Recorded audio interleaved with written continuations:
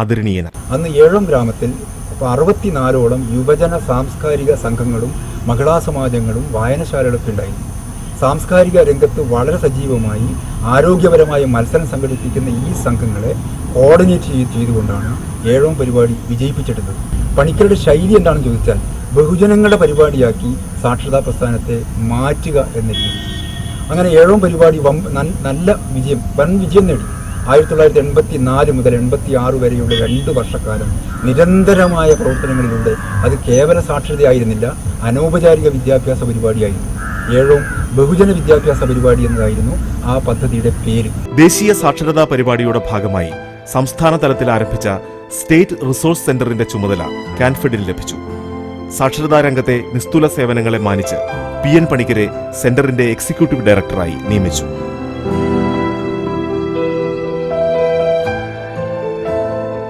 കേരള ഗ്രന്ഥശാല നിയമത്തിനു വേണ്ടി PN പണിക്കർ 1957 മുതൽ ആരംഭിച്ച പോരാട്ടം 1989 ഫലപ്രാപ്തിയിലെത്തുകയായിരുന്നു. എണ്ണമറ്റ ഗ്രന്ഥശാലകൾക്ക് പുതിയ കെട്ടിടങ്ങൾ, പ്രായഭേദങ്ങൾക്കപ്പുറത്ത് വായനയെ ഹൃദയത്തോട് ചേർത്ത ജനതതി. PN പണിക്കർ നാന്ദി കുറിച്ച കേരള ഗ്രന്ഥശാല പ്രസ്ഥാനം ശാസ്ത്രീയമായ ചുവടുവയ്പോടെ മുന്നേറുന്നു. 1995 ജൂൺ 19 തിരുവനന്തപുരം മെഡിക്കൽ കോളേജ് ആശുപത്രിയിൽ വെച്ച് മലയാളത്തെ സ്നേഹിച്ചു വളർത്തിയ ആ വാത്സല്യനിധിയായ മഹാചാര്യൻ മലയാളക്കരയോട് വിട പറഞ്ഞു.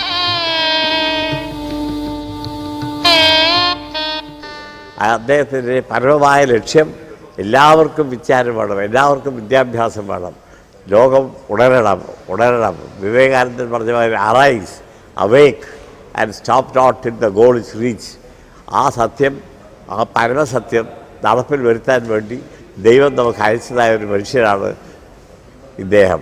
കാസർഗോഡ് നിന്ന് രാത്രി പുറപ്പെട്ടാൽ രാവിലെ തിരുവനന്തപുരം വരെ ഓടും. ഓരോ ദിക്കിലും ഇറങ്ങി വിദ്യാഭ്യാസം, വിജ്ഞാനം, ലൈബ്രറി, ഗ്രന്ഥാലയം, എല്ലാ ദിക്കിലും ഗ്രന്ഥാലയം. എൻ്റെ ഭാര്യ പോലും ഒരു ഗ്രന്ഥാലയം ഇദ്ദേഹത്തിന് വേണ്ടി തുടങ്ങി. ഇപ്പോഴും നിലവിലുണ്ടത്. അപ്പം ഞാൻ ചുരുക്കി പറയുകയാണെങ്കിൽ ഗ്രന്ഥശാലയുടെ മൂർത്തീകരണമാണ് PN പണിക്കർ. ആ ദിവ്യ ചേതസ്സോടുകൂടിയാണ് ഞാൻ അദ്ദേഹത്തെ കാണുന്നത്. ഗാന്ധിപഥങ്ങളിൽ നിന്ന് വ്യതിചലിക്കാതെ സ്വന്തം കുടുംബക്ഷേമത്തിനപ്പുറം രാഷ്ട്ര നവീകരണ പ്രക്രിയയിൽ പങ്കാളിയായതിൽ അദ്ദേഹത്തിന്റെ കുടുംബാംഗങ്ങൾക്കും തികഞ്ഞ തൃപ്തി.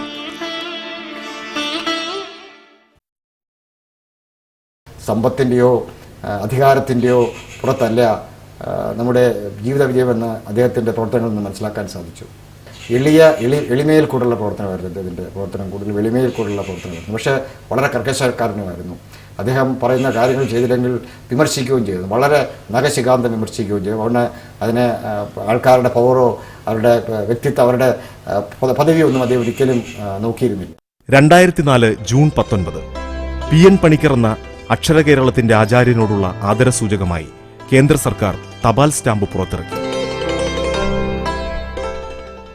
വായിച്ചു വളരുക എന്ന ഹൃദയ സന്ദേശം രാജ്യത്തെങ്ങുമെത്തിച്ച PN പണിക്കരുടെ ചരമദിനമായ ജൂൺ 19 വായനാ ദിനമായി ആചരിച്ച് കേരളക്കരയിലെ ലക്ഷോപലക്ഷം വരുന്ന കുരുന്നു തലമുറ അക്ഷരപൂജയേകുമ്പോൾ അക്ഷരങ്ങളെ സ്നേഹിച്ച് കൊതിതീരാതെ അനന്തതയിലേക്ക് നടന്നു മറഞ്ഞ ആ അപൂർവ ജന്മം ഏറെ സാർത്ഥകമാകുന്നു.